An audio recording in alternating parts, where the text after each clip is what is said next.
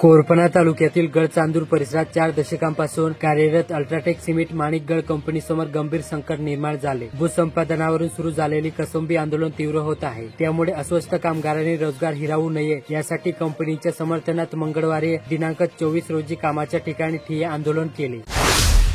ब्रह्मपुरी शहरात घरफोडी करून 33 हजारांचा मुद्देमाल लपास करणाऱ्या दोघांना ब्रह्मपुरी पोलिसांनी मंगळवारी दिनांक 24 रोजी बेड्या ठोकल्या. अनिल रामभाऊ दांडेकर व विकी ज्ञानेश्वर जांगडे अशी आरोपींची नावे आहेत.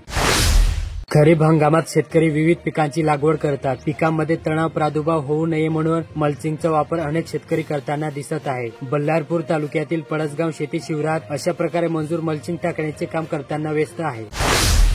गोंडपिंपरी तालुक्यातील तोहगाव येथे भाजपा जनसंपर्क कार्यालय तथा सुधीरभाऊ मुनगटीवार सेवा केंद्र गोंडपिंपरी यांच्या माध्यमातून आणि आचार्य विनोबा भावे ग्रामीण रुग्णालय सावगी मेघे यांच्या सहकार्याने महाआरोग्य शिबिराचे आयोजन करण्यात आले.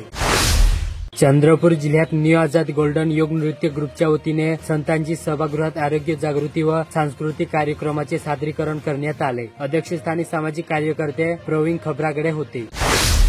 परिवहन आयुक्त कार्यालयाने राज्यातील प्रादेशिक परिवहन कार्यालयाला 1 एप्रिल 2019 पूर्वीच्या सर्व वाहनांना हाय सिक्युरिटी नंबर प्लेट बसवाव्यात असे आदेश दिले. त्यानुसार चंद्रपूरच्या प्रादेशिक परिवहन कार्यालयाकडून त्यांची अंमलबजावणी सुरू झाली. सद्यस्थितीत जिल्ह्यात केवळ 11% वाहनांनी ही नंबर प्लेट बसवून घेतली.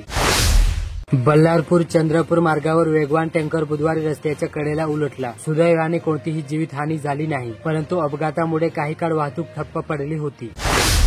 खरीप हंगामासाठी नागबीड तालुक्यास विविध प्रकारच्या 11,024 मेट्रिक टन खताची गरज आहे. तशी मागणी पंचायत समितीच्या कृषी विभागाकडून वरिष्ठ पातळीवर नोंदवण्यात आली. नागबीड तालुक्यात प्रामुख्याने धानाचे पीक घेतले जाते. हेच नागबीड तालुक्याचे एकमेव पीक आहे आणि तालुक्याच्या ग्रामीण भागाची याच पिकावर अर्थव्यवस्था अवलंबून आहे. तालुक्यातील एकूण क्षेत्रफळापैकी जवळपास 26,000 हेक्टर क्षेत्रात धान पीक घेण्यात येते. यापैकी 20,000 हेक्टरमध्ये रोवणी तर 10,000 हेक्टरमध्ये आवते असल्याची माहिती आहे. या धान या पिकास विविध प्रकारच्या खतांची अत्यंत आवश्यकता असते. नुकताच आवते आणि पुऱ्याचा हंगाम आटोपला. वेळेवर पाऊस पडला तर जुलै महिन्याच्या पहिल्या आठवड्यात रोवणीचा हंगाम सुरू होईल.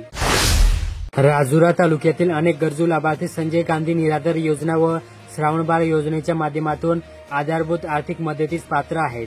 परंतु मागील काही महिन्यांपासून या योजनेच्या हप्त्यांचे पैसे त्यांच्या खात्यात जमा न झाल्याने लाभार्थ्यांना आर्थिक अडचणींना सामना करावा लागत आहे. या लाभार्थ्यांना त्वरित त्यांचे मानधन द्यावे अशी मागणी जिल्हा युवक काँग्रेसचे जिल्हाध्यक्ष शंतनू दोटे यांनी केली. या संदर्भात त्यांनी राजुराचे तहसीलदार डॉ. ओमप्रकाश गवड यांच्याकडे निवेदन दिले. निराधाराचे मानधन जमा न झाल्यास आंदोलनाचा इशारा त्यांनी दिला.